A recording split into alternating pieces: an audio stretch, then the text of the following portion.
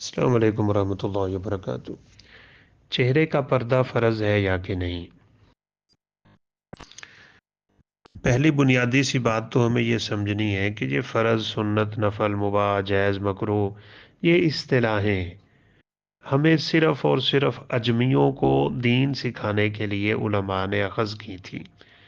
ہم نے انہیں اصل سے بڑھا کے کسی کو کہیں داڑھی رکھ لو فوراً پوچھتا ہے واجب ہے، چہرے کا پردہ کر لو واجب ہے، قربانی کرو یہ کوئی واجب ہے؟ ہم نے کیا بنا رکھا ہے ان اصطلاحوں کو شریعت کے سامنے؟ سیدنا عبداللہ بن عمر رضی اللہ تعالیٰ عنہ سے کسی نے پوچھا تھا قربانی واجب ہے، تو انہوں نے کہا جب اللہ کے رسول صلی اللہ علیہ وسلم نے کی ہے، خلفائے راشدین کرتے رہے ہیں، صحابہ کرام کرتے ہیں، اور تمہارے لیے اسوہ رسول صلی اللہ علیہ وسلم ہی آئیڈیل ہے، تو پھر کیا رہ گیا؟ تو اس نے پھر پوچھا واجب ہے، تو انہوں نے آگے سے یہی جواب دیا تھا، لَقَدْ كَانَ لَكُمْ فی رسول اللہ اسوۃ حسنہ۔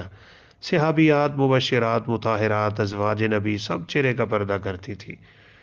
جب واضح روایات میں اشارے موجود ہیں کہ وہ چہروں کو ڈھانپتی، سیدہ عائشہ صدیقہ تو حالت احرام میں کہتی ہیں کہ جب ہم کسی غیر محرم کو دیکھتی تو اپنے چہرے ڈھانپ لیا کرتی تھی۔ نقاب نہیں کر سکتی عورت حالت احرام میں، لیکن چہرہ ڈھانپے گی۔ اور پھر جب فتنے عروج پا رہے ہوں تو احکام میں ویسے بھی شدت آتی ہے۔ اب چہرہ اگر کھلا ہو تو یہی فتنے کا باعث بنا ہوا ہے۔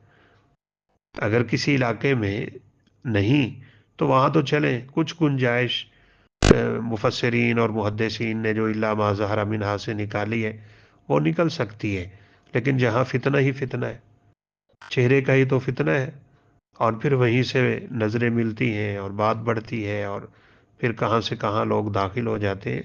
اس لیے کچھ چیزیں سد ذرائع کے طور پہ بھی شریعت روک لیتی ہے، اور اس کی باقاعدہ شریعت میں ایک مستقل حیثیت ہے جس کو سد ذریعہ کہا جاتا ہے۔ جیسے قرآن مجید میں ہے، اللہ رب العزت فرماتے ہیں وَلَا تَسُبُّوا الَّذِينَ يَدْعُونَ مِن دُونِ اللَّهِ فَيَسُبُّوا اللَّهَ عَدْوًا بِغَيْرِ عِلْمٍ۔ تم غیر مسلموں کے معبودوں کو برا بلا نہ کہو، نتیجہ کیا ہوگا؟ وہ تمہارے رب کو برا بلا کہیں گے تو سبب بن جائے گا۔ اس ذریعے کو ہی ختم کر دو۔ قرآن مجید میں کہاں لکھا ہے زنا نہ کرو؟ کہیں نہیں لکھا، بلکہ قرآن کہتا ہے نظر کی حفاظت کرو، یہ ذریعہ ہے زنا تک جانے کا۔ لہذا جو چیز حرام کا ذریعہ بن رہی ہوتی ہے وہ بھی حرام ہوتی ہے۔ یہ ایک قاعدہ ہے، ما یؤدی الی حرام فہو حرام۔ لہذا ہم یہی کہتے ہیں کہ ہمارے ہاں تو بالخصوص چہرے کا پردہ لازم ہے۔ اللہ عالم۔ السلام علیکم ورحمۃ اللہ وبرکاتہ۔